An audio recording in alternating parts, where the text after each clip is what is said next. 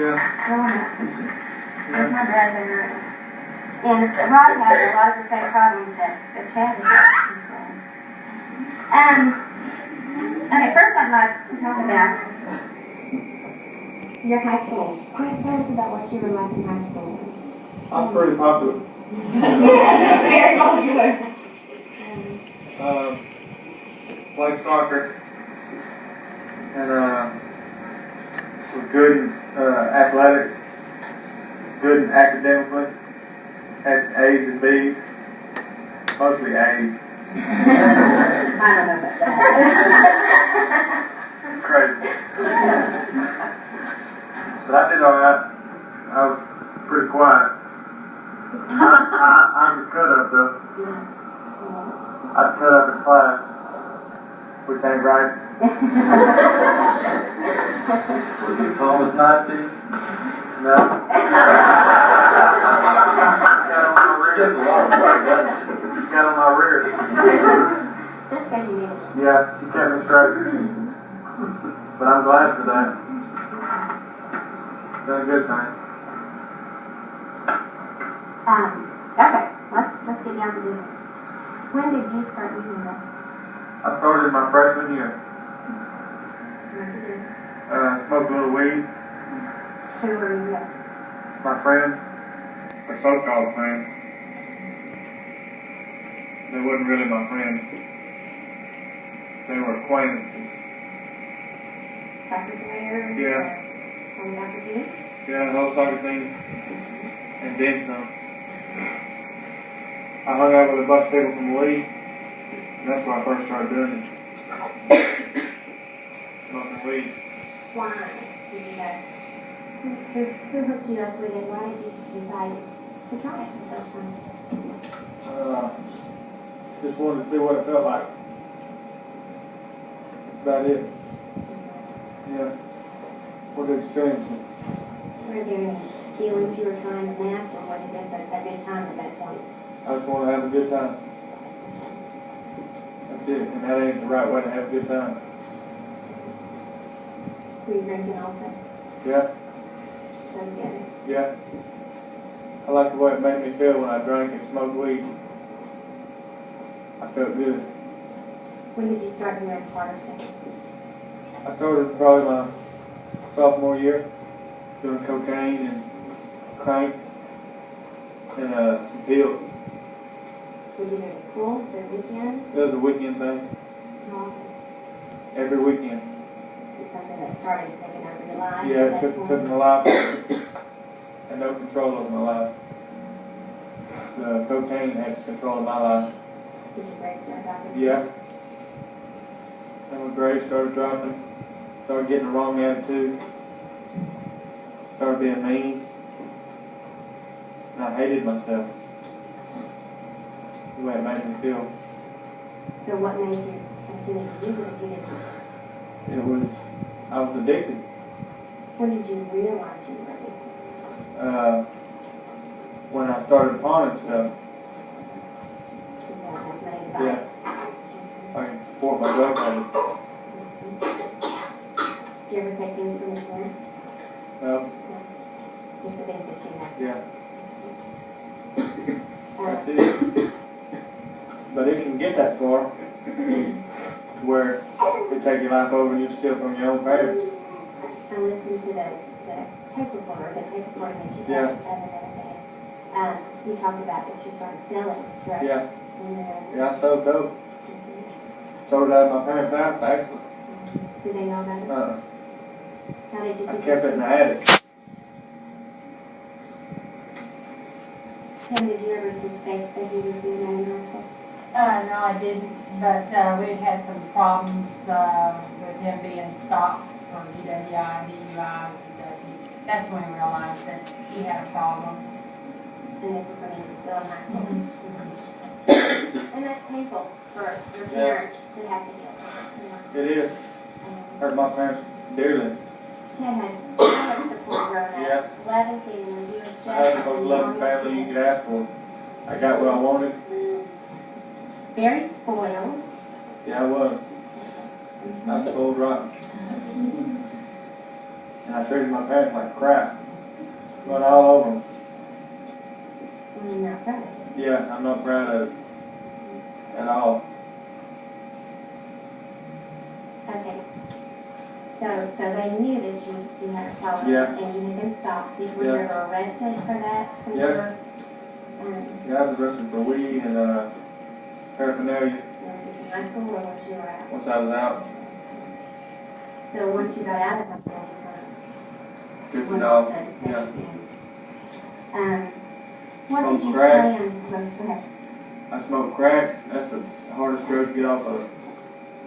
Crack is a bad thing. It'll take your life completely over. Look at everything you got. Why did you move up to crack? I like the way it made me feel. Was it just, were you not getting the high off of other things anymore? Yeah. And so I was having to do more of it to get to where I was when I first got high.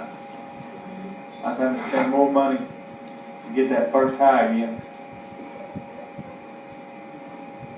What did you plan to do when you got out of high school? What were your aspirations? What did you want to, what kind of career did you want to have? I wanted to be a soccer player at a college or something. Because I was good in soccer. You actually went to TJC Yeah, I went to TJC on soccer scholarship. on a soccer scholarship, but I didn't make the team. That wasn't fun. I didn't make the team because I liked drugs. I was doing those before I would exercising, practicing. So you were out of shape enough. Yeah, And I know you had the ability. yeah, it took me down, but I was a good player. I could play the fire out of soccer. And what else did you want to do with your life besides basketball? Did you have any career plans? No, not really. Okay, you went to drug rehab in Florida first. Yeah. What made you realize you needed help? Well, I started lying more and more and more. I started getting caught in every lie. I couldn't remember what I did or what I told somebody. Maybe my wife. But realized I had a problem when I couldn't get another rock and I wanted it. And I couldn't afford it. That's when I realized I had a problem. And what did you do? I started borrowing money from people. You couldn't pay them back? Yeah. I couldn't pay them back. Started getting more and more in debt. Took out a credit card. You Yeah. got a credit card in the mail and took that. Then, of course, was checking the mail, and I thought he was just being helpful checking the mail, but, you know, he's checking the mail hiding his credit card because he was taking out $150 to $300 a day in cash advances for his drug habit. And, That's How bad. much did you know he had a habit at that point? Or such a bad? I had known that when we've been married 3 years, and we dated 5 years. So I was a senior in high school when we started dating, and I knew he was drinking. He drank, and so I thought he had a drinking problem. And you know, I thought he had a drinking problem, and so I was always on him about the drinking. And kind of find out he drank to hide his drug problem, and which therefore you're putting a stimulant on top, or an antidepressant on top of the stimulant. See, the crack would bring the way up high that I drank and bring me down like a sleep. And so he could talk to me in a normal fashion Yeah. and try to be somewhat on a level that Yeah. that you can communicate. And it just doesn't work that way. So then, I mean, you're killing yourself even more and more and more because having to hide it, you're having to do more drugs or more alcohol and everything else that's going to keep you in a state of mind that you're not aware of it. You can't I make said that White House decisions. soccer thing. I look back on that. Good memory. Good memories. Real good memories. So how did you find this rehab center in Florida? I called the 1-800 number in the phone book, and they set me up with the watershed. And that's the name of it? Yeah. It's called the Watershed. Good treatment center. How long were you there? 24 days. 24 days. He actually probably could have stayed longer, but when he come home, he was homesick, and so he thought he was well and ready to come home. Of Yeah. course, after he came home, I relapsed. What? I don't know, I got with the wrong friends again.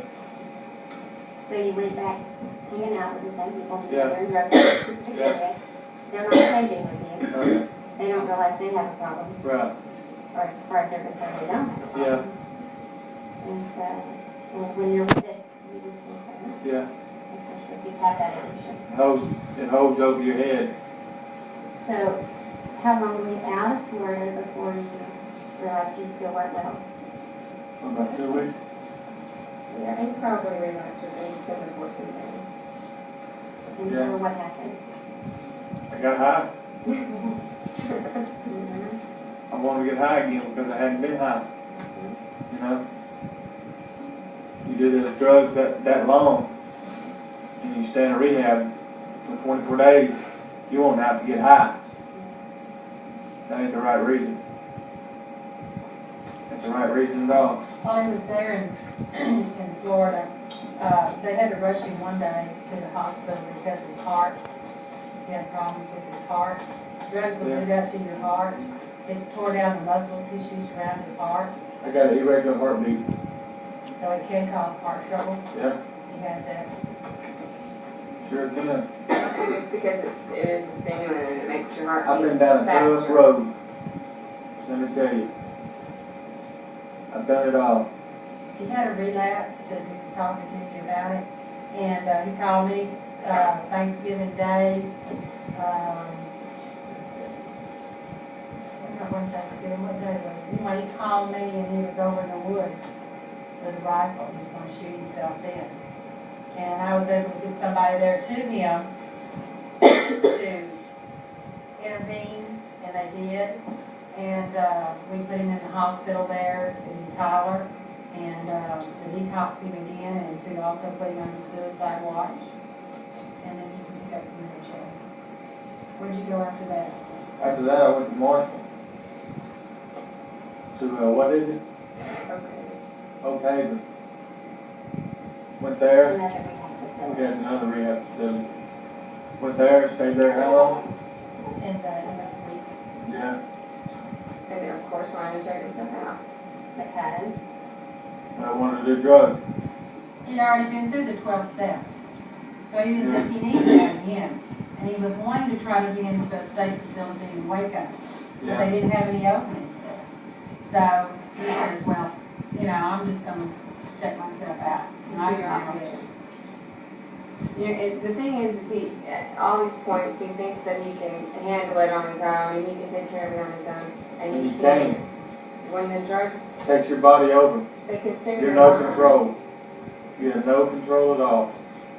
I mean, he pawned everything we owned Yeah. without me knowing, me finding out later. Yeah. I mean, like I said, the money issue is just unbelievable. But Yeah, you spend a ton of money on drugs. like you said, the lies that you create in order to hide what you've already messed up. Yeah. And then, he probably doesn't remember some of the stuff, but he would tell me stories. I mean, he's had people hold guns to his head for $20 to pay him, because he owed them $20. With a gun to their Over head, $20. I mean, that's just stuff that there's no reason to ever put yourself in a situation like that. There ain't no sense in that. And I'm sure he never thought, doing his drugs would get him in a situation Yeah. like that. And that's where, the misconception. You don't think about it at the time. Something you don't think about. All you think about is getting high. that immediate Getting, gratification. getting tore up. And I can see it because, he would think about it from the second he woke up. And then he'd also tell me he would lay there at night, and I would think he was asleep when he wasn't. He'd lay there and because he couldn't sleep, because he was so high. But that, he would lay there and think about suicide and would think about all the things to escape from where he was at. But then, wake up the next morning and probably on his way to work go and get some crack down the road, Yeah. Go work on it. Nobody ever knew he was working Yeah. high and everything else. And still on his way home, come back and get some more. And it just, you can't even Crazy. imagine how it consumes you. Totally crazy. Takes your body completely over. It's like you ain't even running a show. Somebody else is. And, it really, That's bad. It shouldn't have to be like that. for your mind also, It's your body. it got to where You the need to handle it. extent of our conversations were, I'd ask him something, and